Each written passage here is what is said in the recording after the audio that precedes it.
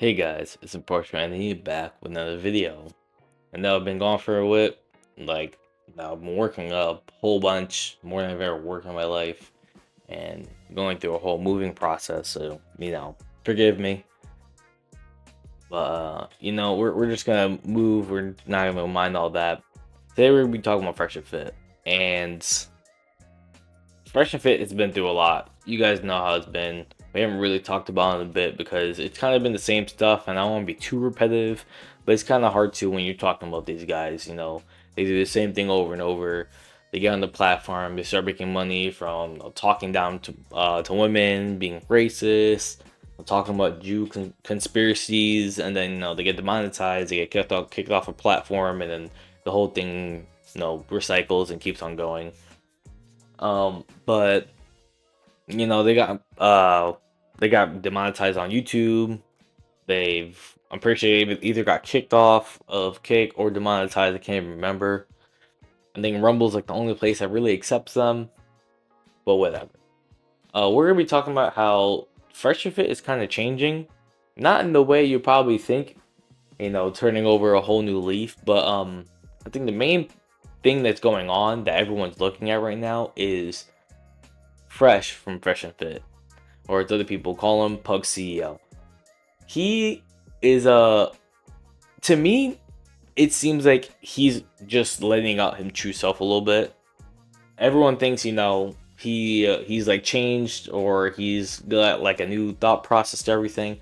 I think that Fresh is starting to give his own opinions because he sees the things that they are doing and they have been doing haven't been working. But enough of me yapping. Let me show you the clip I'm talking about, and then we'll go after it. After that. Not surprised. My question is, what force did she apply to him directly? What force? She came right up to his front door. But what did she do? Forcefully. Because imagine this, right? So someone walks up to you, they didn't do nothing, you hit them. Who's in trouble? You, right? Well, she did make a threat right before on YouTube saying, not on YouTube, on Facebook saying like, I'm going to go confront him, whatever. And do what? We don't know. And he didn't know. But if someone's talking to you and you hit them and they didn't touch you, is that self-defense? Well, why wait and find out? But okay, isn't self-defense you defend yourself when they attack you? Yeah, she went to his house. But she didn't attack him. Doesn't matter, went to his house. You don't know what she's going to do. I wouldn't chance it either. Someone shows up at your front door that you don't know on some weirdo shit, like, yeah, first thing you did was create distance right away. But okay, hold on. Pushed her off the thing. Someone comes to my door, I don't know. I'm not opening the door. Period. Listen, I'm not saying that what he did wasn't justified because of his actual threats and all that stuff. I'm just saying she didn't attack him directly. So they can argue and say, listen, she didn't even touch him. He pushed her and maced her. Good. And in the court... I think she's lucky that he only did that. What? Bro, what are you talking about, man? Bro, I'm out, man. That nigga's tripping. And in the court, they're going to argue, oh, it's an old lady that's one of them? Oh, you're cooked. I think if he has a halfway competent lawyer, he'll be able to... Because, bro, you've been getting death threats. Someone shows up at your house. Are you going to sit there and chance it like, oh, yeah, let me open the door and see what she's going to do? No, that nigga gave her the Spartan kick, bro. And as you can see from that clip, everything about that situation, one, is disgusting from Myron's part, but two, and I know Fresh has been with Myron, and he has said similar things, not exactly to that extreme, but he's said some bad things. But it makes me feel bad for Fresh because he's just sick of trying to farm the clips and trying to get viewership and get money from being controversial and being outrageous. And it's weird because obviously this is no secret to anybody. Myron is like kind of the brains of operation. He put the whole thing together, so it'd be kind of weird for Fresh to be like, hey, can we stop doing this? This is kind of Myron's baby. Don't get me wrong, Fresh and Fit, they both started it together, but overall it was Myron who started the whole thing, and this is like his baby. He grew it from where it was to where it is right now. But you can tell at this point that you could even look at his face at the start of the clip. When the moment you heard the word Jews or like talking down on women, he just kind of like oh, we're going through this again, because this is something that Myron goes on and on about every single time they start their podcast. And it's, you can tell he's just like, I'm sick of it. And I mean, you can do what you want, Myron, but me personally, I'm gonna say my piece, which is I don't hate any of these people. I'm not racist. I'm not really any of this. I just want to, do men's help and try to change people's lives and just go on with my life. I don't really want to do this stuff. That's what I'm getting from that clip when I see it. When I see Fresh's face like kind of freeze when Myron starts talking about the Jew conspiracy stuff, and then after that, he goes on to say like, I don't hate anybody, I'm not racist to anybody, all that stuff.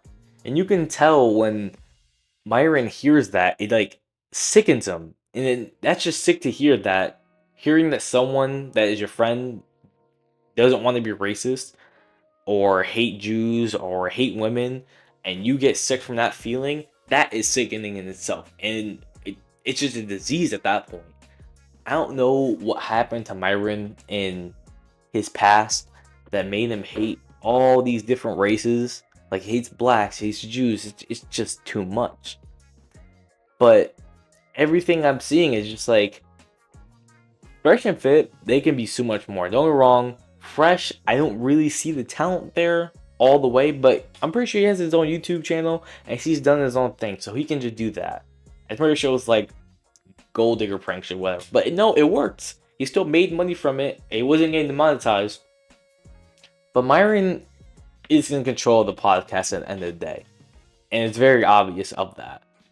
But it just kind of sucks because you can tell Myron has that certain oomph that you need to start a podcast or just make a YouTube channel and make videos. It takes something that you can learn, but some people are just kind of born with it. They're okay with talking to people online, in front of millions of people.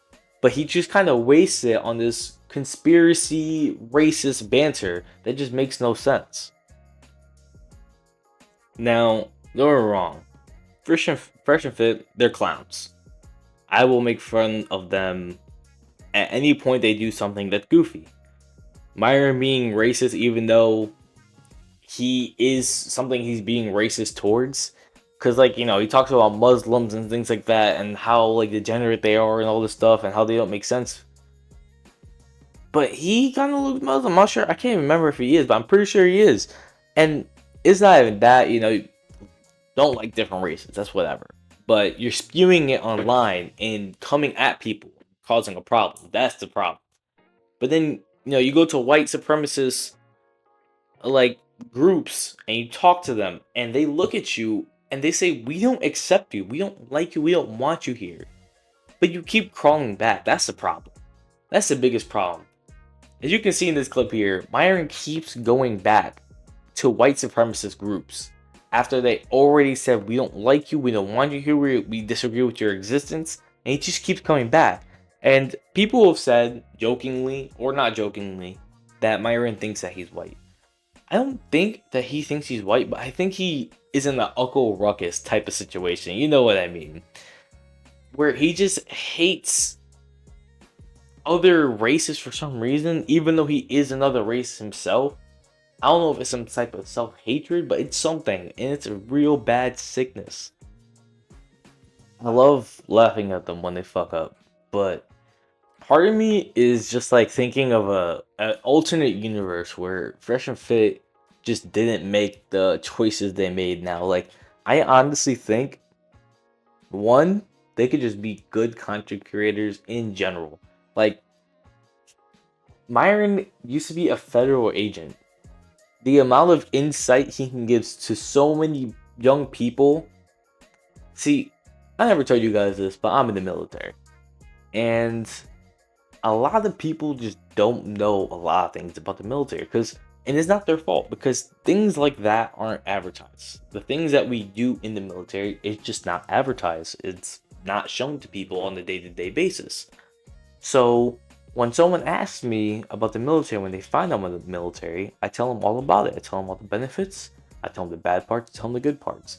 And they're always 10 out of 10 every single time surprised, because a lot of things that you were told about the military are just not true, or a lot of things you aren't told about the military are true.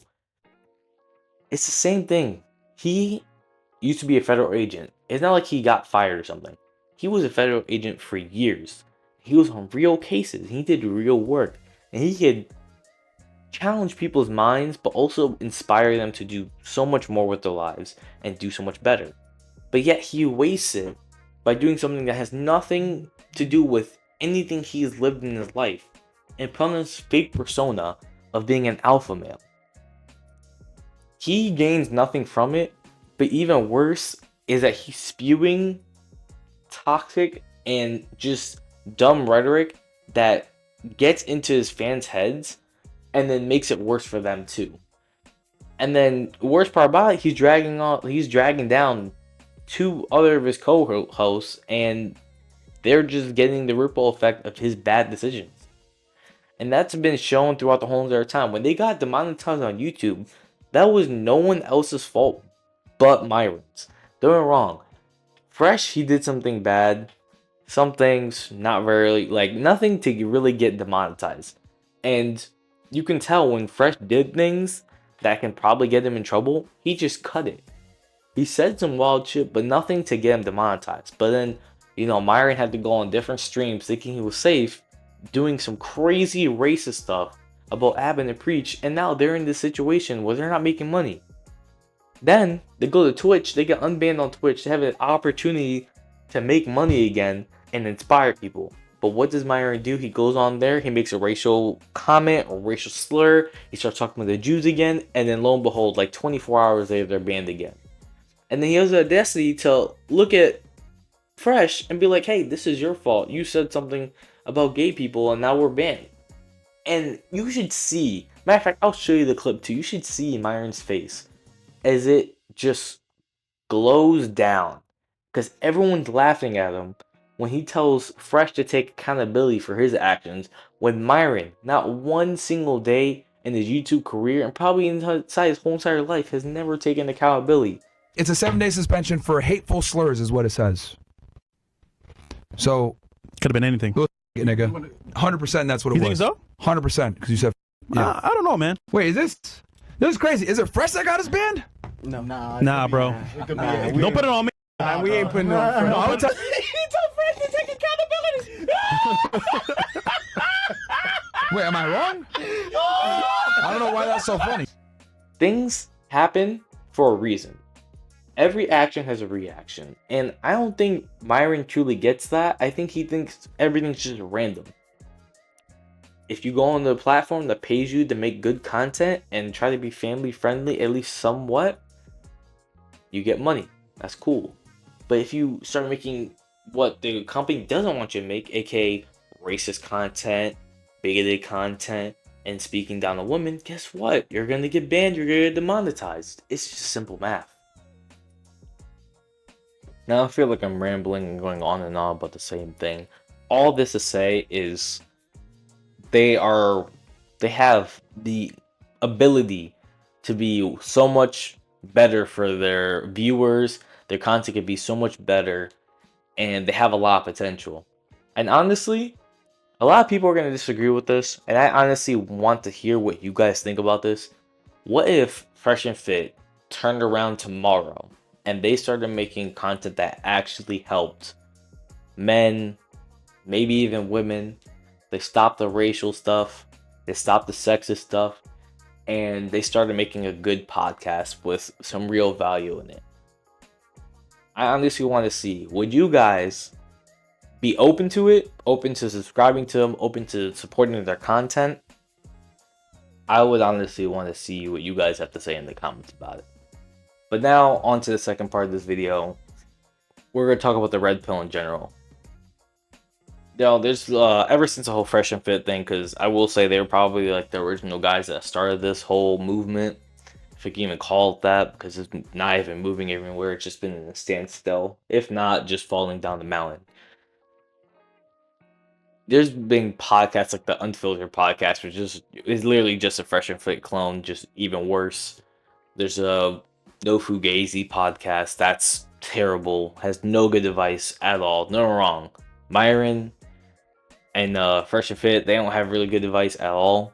But when it comes to the worst advice possible I've ever seen, is probably No Fugazi podcast. I don't know what the hell they're doing. They probably don't even know what they're doing. They saw a format that worked for some people and they decided to make a podcast and try to make some money off of people. But these people now, they just like lie for a living. As you can see from people like the No Fugazi podcast, this guy, everything he preaches, his whole life goes against. He says you can't be married to a single mother. Then lo and behold, he's with a single mother. Everything he stands for is just the opposite.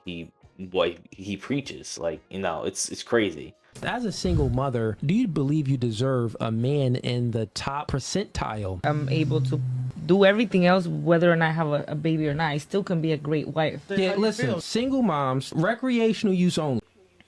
And the crazy part about it, to be honest, is, I kid you not, about a few days later, he was exposed for being with a single mom. And instead of taking accountability, say, hey, I gave you advice, I wasn't following my advice, I was wrong, he instead makes excuses and says he's the exception to the rule. That's what I'm saying about these red pill wannabe, alpha male wannabe type dudes. They give advice, but they don't follow it. They say it to be structured, but they're not. They say it to be truthful, but they're not. It's all a lie. But when you are a father, you got to be selfless. You got to think about, well, I got to find a woman that embodies some good moral characteristic traits like I do. I got to find a woman that comes from a two-parent household. I got to find a woman that's like the exception to the rule. Because I'll tell you, when you're a single father, women that don't have kids don't necessarily understand the obligations that come with having kids. You get it? They don't understand the obligations that comes with having kids. So for my situation, and for a lot of guys, I mean, if you can get a woman that is the exception to the rule, where she's not a single mom because she got knocked up, or she had some one-night stands, or she has a whole lot of tattoos, like she has all of these other red flags and she's a single mom, is like, God dang, what's going on? Because we know the stigma around single moms. So if you're going to date a single mom, you got to date one that isn't a stigma. But guess what? Stay away from the single moms. I still tell you guys now, because generally speaking, the majority, they have all of that baggage. I just so happen to be the exception to the rule, and so is my chick. The man has bigger stake if he chooses to date a single mother and take her seriously, because she comes with kids. Now, a man that has kids, it's much different. Now, a man that has kids and a woman that has kids, okay, that's a mixed family. It's like, okay, y'all both coming in with baggage. But a man that doesn't have no kids shouldn't look a single. And I just want to know, what do you guys think? Do you think the red pill is like on its last stands? It's gonna die the next year, probably even dead this year, or it's gonna somehow make a comeback? Because the world is a weird place.